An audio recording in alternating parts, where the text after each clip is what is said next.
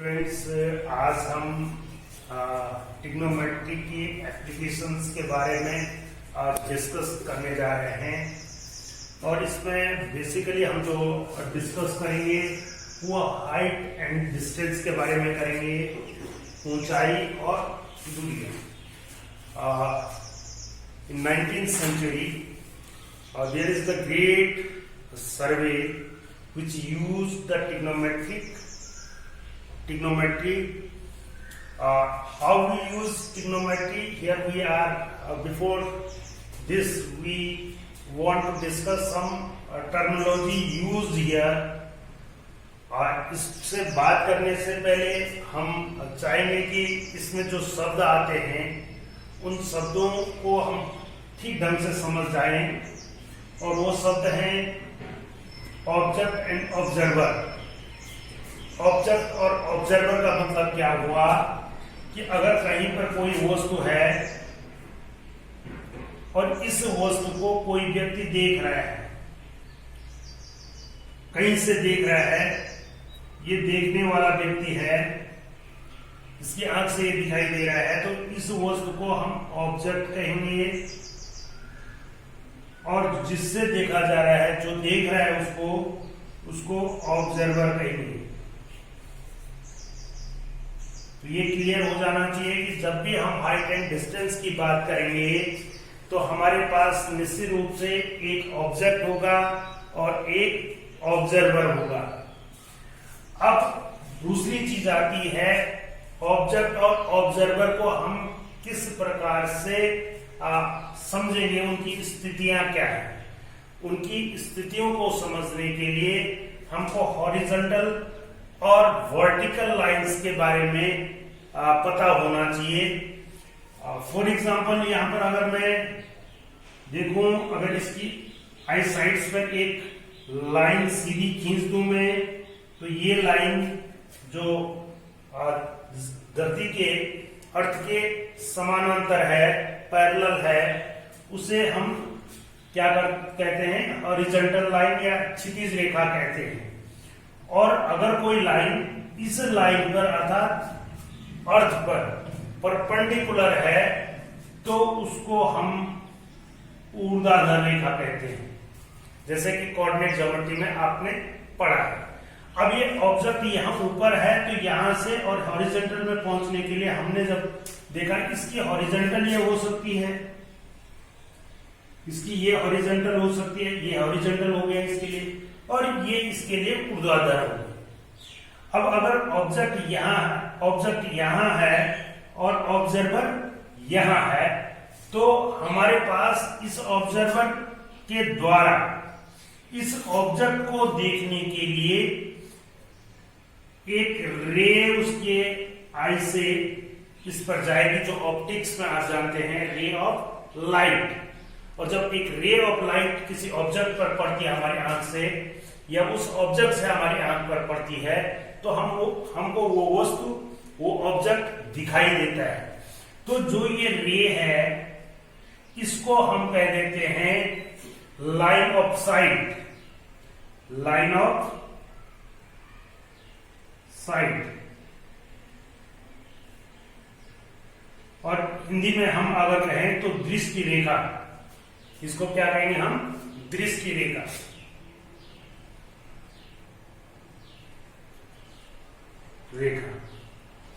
ये क्लियर हो गया। दृष्टि रेखा means the line between object and observer.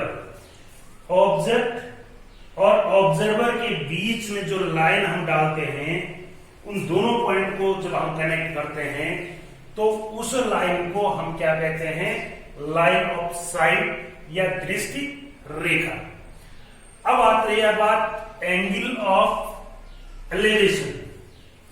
Angle of elevation जो हमारे फिगर में हमको दिखेगा, वो कब दिखेगा, जब ऑब्जर्वर नीचे हो और ऑब्जेक्ट ऊपर हो। तो उस स्थिति में जो ऑब्जर्वर की आई है, जो उसकी आंख है, वो उसको देखने के लिए ऊपर को देखना पड़ेगा। तो हॉरिजॉन्टल के साथ जो एंगल बनेगा ये एंगल कहलाता है एंगल ऑफ लेवेशन। और दूसरे शब्दों में अगर मैं हिंदी में कहूं तो इसको हम कहते हैं उन्नयन कोण। अर्थात अगर आपको क्वेश्चन में उन्नयन कोण दिया गया है तो it means the position of object is above the position of observer. Object की जो स्थिति होगी वो ऑब्जर्वर से ऊपर होगी। बट सम टाइम किसी स्थिति में ये भी हो सकता है कि आपका ऑब्जर्वर तो यहां बैठा हुआ है और आपका ऑब्जेक्ट यहां है। जैसे मतलब एक टावर से कोई समुद्र को या नदी में किसी चीज को देख रहा है तो उस स्थिति में ऑब्जर्वर की आई तो यहां हो गई और ऑब्जर्वर यहां हो गया। अब हमारे पास जो एंगल है वो कहां निकलेगा, यहां तो हम जा नहीं सकते हैं, ऑब्जर्वर तो यहां है ना, तो एंगल कहां मेजर होगा, जहां ऑब्जर्वर है वही एंगल मेजर होगा। तो इस स्थिति में हम क्या करते हैं कि इस ऑब्जर्वर की आई के ठीक अर्थ के पैरेलल जो हम एक हॉरिजॉन्टल लाइन डालेंगे और वो हॉरिजॉन्टल लाइन जो लाइन ऑफ साइट है, जो दृष्टि रेखा है, उसके साथ जो एंगल बनाती है उस एंगल को हम क्या कहते हैं, एंगल ऑफ डिफ्रेक्शन। राइट, ये एंगल ऑफ डिफ्रेक्शन हो गया। अब आप कह रहे होंगे कि और अगर इस एंगल को मालूम है तो ये एंगल कौन सा हो जाएगा, एंगल ऑफ एलिवेशन होगा। बट हमने एंगल ऑफ डिफ्रेक्शन क्यों इंट्रोड्यूस किया, because angle is consider the position of on the position of observer. Observer की पोजीशन पर ही हम एंगल कंसीडर करेंगे ऑब्जर्वर। अगर वो ऊपर को है तो एंगल ऑफ एलिवेशन हो जाएगा, और अगर वो नीचे को देख रहा है, जब उसकी ऑब्जेक्ट की पोजीशन नीचे है, तो उस स्थिति में यहां पर हमको एंगल चाहिए, और यहां पर एंगल निकालने के लिए हम ये वाला एंगल निकाले हॉरिजॉन्टल के साथ नीचे की ओर, जो लाइन ऑफ साइट है, दृष्टि रेखा है, तो उस एंगल को एंगल ऑफ डिफ्रेक्शन कहेंगे। अब ये angle of elevation is equal to the angle of diffraction. आप देखेंगे एक ही फिगर के लिए अगर मैं लूं तो ये एंगल और ये angle, because these two lines are parallel, ये लाइन इस लाइन के साथ पैरेलल है और ये लाइन इन दोनों पैरेलल लाइन को क्या कर रही है, इंटरसेक्ट कर रही है, काट रही है। और जब दो पैरेलल लाइंस को एक लाइन जो नॉन पैरेलल लाइन है वो इंटरसेक्ट करती है, तो वहां पर जो एंगल बनते हैं वो एंगल, ये दोनों एंगल क्या कहलाएंगे, कौन से एंगल कहलाएंगे। जैसे ये आपने देखा होगा कि ये दो लाइनें हैं और ये दोनों हमने ज्योमेट्री में 9th में पढ़े हैं, तो ये दोनों एंगल्स क्या कहलाएंगे, अल्टरनेट एंगल। देखिए ये करस्पॉन्डिंग एंगल थे, बट इसके साथ इसको लेंगे तो अल्टरनेट, ये वर्टिकली अपोजिट एंगल थे। तो यहां पर कौन सा पेयर कंसीडर हो रहा है, ये वाला पेयर, जरा ध्यान से देखिए। तो ये दोनों एंगल अगर पैरेलल, हम कह रहे हैं कि ये पैरेलल है, तो ये दोनों एंगल इक्वल होनी चाहिए। It means we can say angle of elevation is equal to angle of diffraction. ये अर्थात उन्नयन कोण बराबर अवनमन कोण। किसी भी फिगर, एक ही फिगर के लिए अगर हम क्वेश्चन में लेंगे तो उन्नयन कोण और अवनमन कोण आपस में बराबर होते हैं। और एंगल हम हमेशा कहां पर लेते हैं, पोजीशन ऑफ ऑब्जर्वर पर। तो पोजीशन ऑफ ऑब्जर्वर आप पहले समझिए, पोजीशन ऑफ ऑब्जेक्ट आप समझिए, फिर मैं उसमें हॉरिजॉन्टल लाइंस का कंसेप्ट, जितने हॉरिजॉन्टल लाइन आपको फिगर में चाहिए उतने आप ड्रॉ कर सकते हैं on the demand of question की जितनी डिमांड होगी उसके आधार पर। तो आई थिंक अगर ये जो टर्मिनोलॉजी है इसकी, ये अगर हम ठीक से समझते हैं इसको तो इसके जो क्वेश्चन है वो हम आसानी से कर सकते हैं। अब हम एक्सरसाइज 9.1 का पहला क्वेश्चन लेते हैं और ये है कि a circus artist is climbing a 20 metre long rope which is tightly stretched and tied from the top of a vertical pole to the ground. Find the height of the pole if the angle made by the rope with the ground level is 30 degree. It is very simple कि ground में एक पोल खड़ा है, it means पोल की position क्या होगी, vertically upward, अर्थात vertical line होगी और उसके बेस पर अगर हम एक क्या ले लें, हॉरिजॉन्टल लाइन ले लें। इस पोल के टॉप से एक डोरी बनी हुई है, एक रोप बनी हुई है, राइट, और इस रोप पर एक आर्टिस्ट जो एक सर्कस का आर्टिस्ट है वो इस पर चढ़ रहा है। इसकी जो मेजरमेंट है वो हमें दी गई है 20 मीटर और दूसरा एंगल ऑफ एलिवेशन दिया गया है 30 डिग्री। तो हमको क्या कहा गया है, तो फाइंड ए बी पी माना ये ले लो मैं, E is the top of the, अर्थात गिवन में क्या है आपका गिवन है पोल कितना है, BP, right, rope 20 metre, angle A is equal to 30 degree, right. ये चीजें हमें इस फिगर में दी गई है और हमसे क्या कहा गया है, टू फाइंड, क्या निकालना है, बीपी,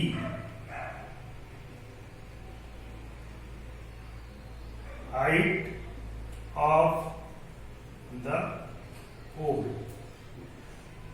ये हमको निकालना है। तो अब आप यहां पर देखेंगे सॉल्यूशन में ये क्या है, एक right angle in triangle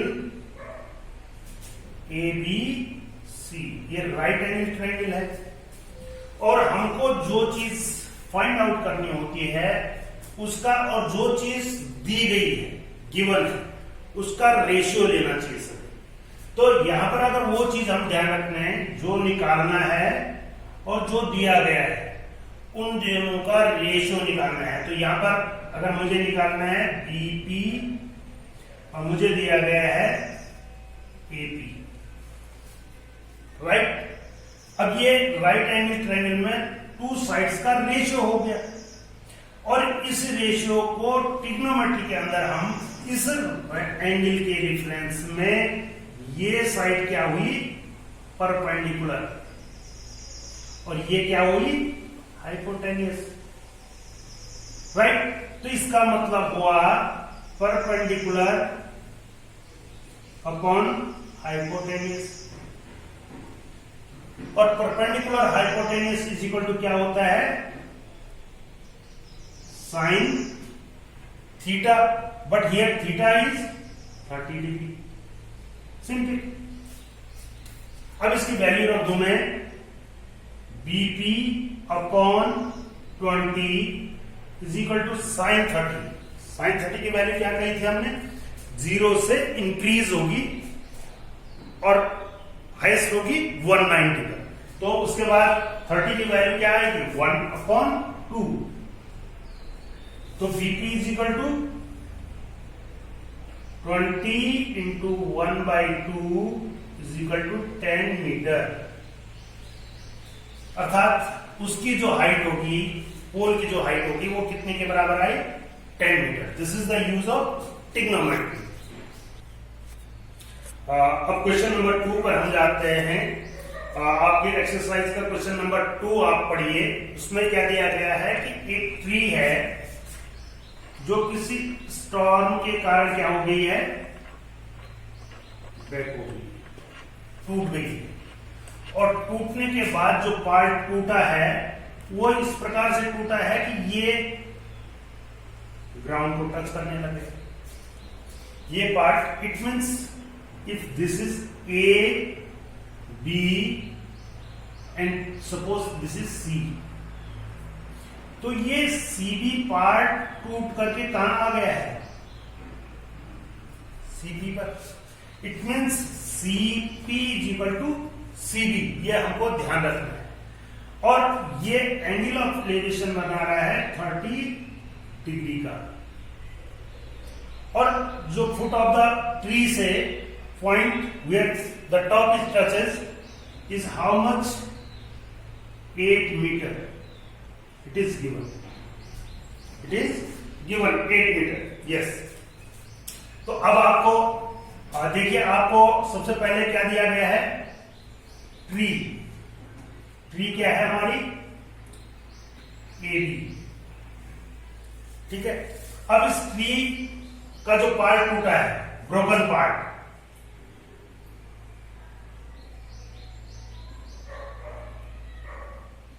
is equal to C B is equal to C P. Position change होने पर हमने उसको पी मान लिया है। ये दोनों एक ही भाग है। और तीसरी चीज क्या है, एंगल ऑफ एलिवेशन, जो एंगल पी दिया गया है वो कितने के बराबर है, 30 डिग्री। और जो चौथी चीज दी गई है वो A P is equal to कितना दिया गया है, 8 metre. To find height of tree,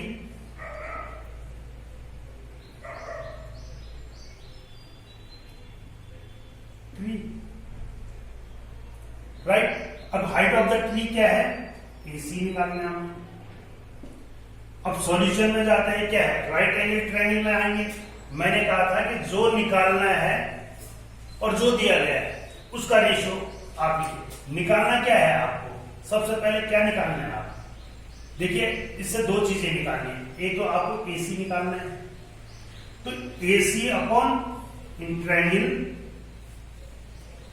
PAC, AC upon AB, and once again perpendicular and hypotenuse, right? So perpendicular upon hypotenuse is equal to sine of 30. The same question. Perpendicular upon hypotenuse. अगर हम, लेकिन हमारे जो given part है वो क्या है, hypotenuse नहीं है। इसमें गिवन पार्ट हमारे पास क्या है इस समय, एपी, बेस, एपी, ठीक है, ये बेस है। तो perpendicular upon base is equal to 10 of 30 हो जाए, राइट। तो AC की वैल्यू हम निकालेंगे, AC is equal to, AC upon कर लीजिए, ये कितने के बराबर है, 8 is equal to under root 3, 1/2 और अंडर रूट 3/2, ये अंडर 1/√3 30, राइट।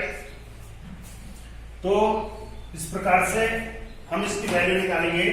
तो AC इज इक्वल टू कितना हो गया हमारा, 8/√3 metre, right. This is one result.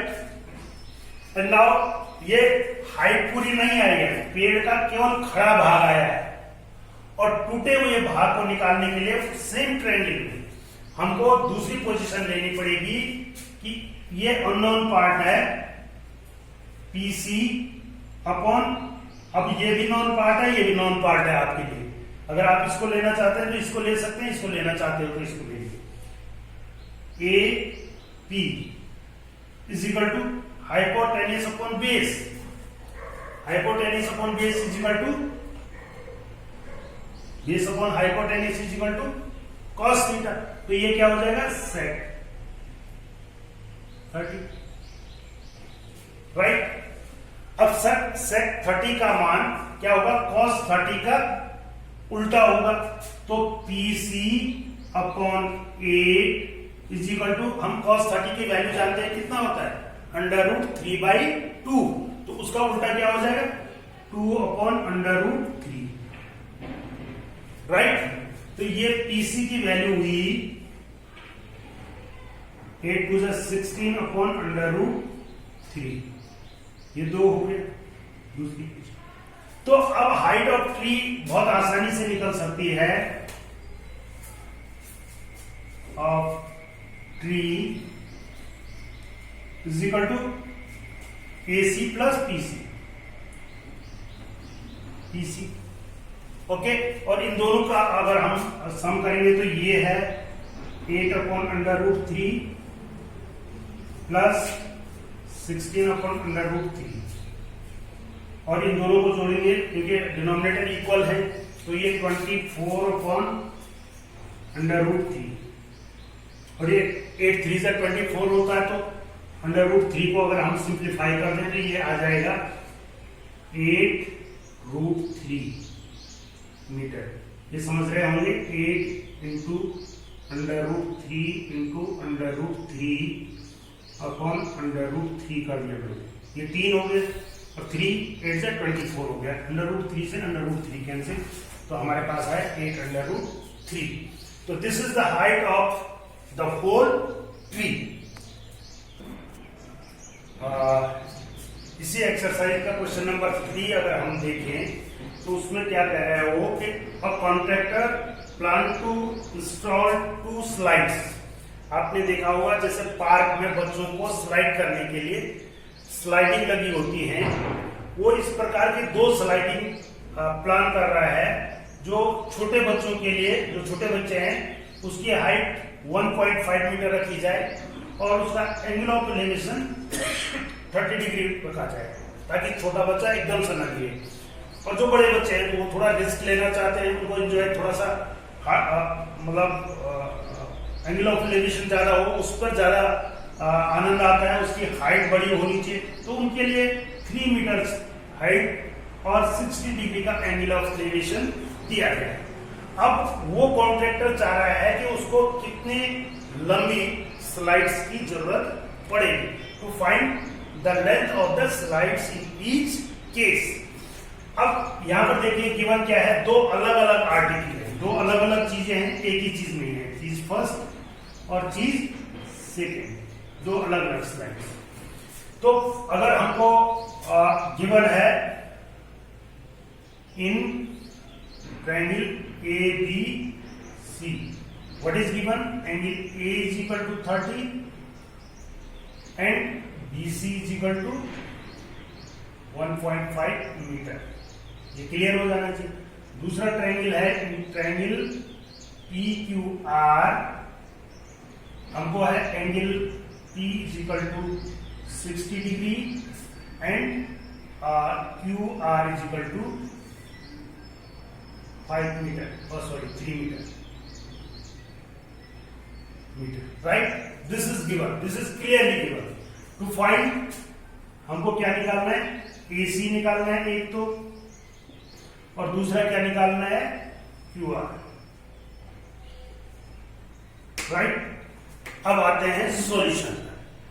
अब सॉल्यूशन में अलग अलग फिगर है, तो अलग अलग फिगर उठाएंगे हम, और उसके हम इस पर बात करेंगे। ये सॉरी QR नहीं, ये आ जाएगा PR, राइट। देख लीजिए स्लाइड कहां लगी हुई है। Now come to figure first, in triangle ABC। अब हमने कहा, पहले ही कहा है अननोन अपॉन नॉन, ये मान करके चलिए अगर आपको टी रेशियोज के मान ठीक से आते हैं। AC अपॉन BC, और इस एंगल के रेफरेंस में ये परपेंडिकुलर हो गया और ये हाइपोटेन्यूस हो गया। तो hypotenuse upon perpendicular is equal to cosec 30। Simple. AC की वैल्यू हमें पता नहीं है, BC की वैल्यू हमें पता है और वो है 1.5 metre is equal to cosec 30, और कोसेक 30 साइन 30 का उल्टा हो जाएगा, that is 2 upon 1 is equal to 2। तो AC इज इक्वल टू कितना आ गया आपका 2 into 1.5 is equal to 3 metre, right. अब सेकंड पार्ट में जाते हैं। इन ट्रायंगल PQR हमको क्या चाहिए, PR की वैल्यू चाहिए, PR upon known sides QR is equal to how much, फिर वही hypotenuse upon perpendicular and that is cosec 60। और PR की वैल्यू तो पता नहीं है, इसकी वैल्यू QR की वैल्यू पता है 3 metre is equal to cosec 60 का मान किसका उल्टा हो जाएगा, साइन 60 का, और साइन 60 का होता है √3/2, तो ये क्या हो जाएगा 2 अपॉन √3।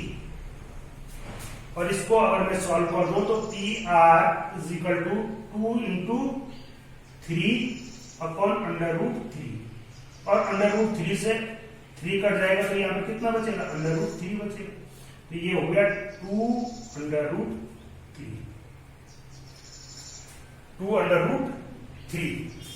मीटर इसकी लेंथ होगी। This is the solution. तो आई होप कि इस वीडियो में एक तो basic concept of some application of trigonometry height and distance हम समझ पाए होंगे, उसमें जो शब्द यूज हो रहे हैं उन शब्दों को हम फिगर पर अप्लाई करना सीख पाए होंगे, और ट्रिग्नोमेट्री के जो रेशियो हमने पहले से जानते थे उनको हम रिवाइव करेंगे। और इस प्रकार से ये 3 क्वेश्चन हमने लगाए हैं। आई होप ये आप आगे के क्वेश्चन करिए, जो डिफिकल्ट हो वो हमें आप भेजिए, कमेंट करिए, और फिर इसका क्वेश्चन का एक वीडियो हम आपको देंगे। Thank you.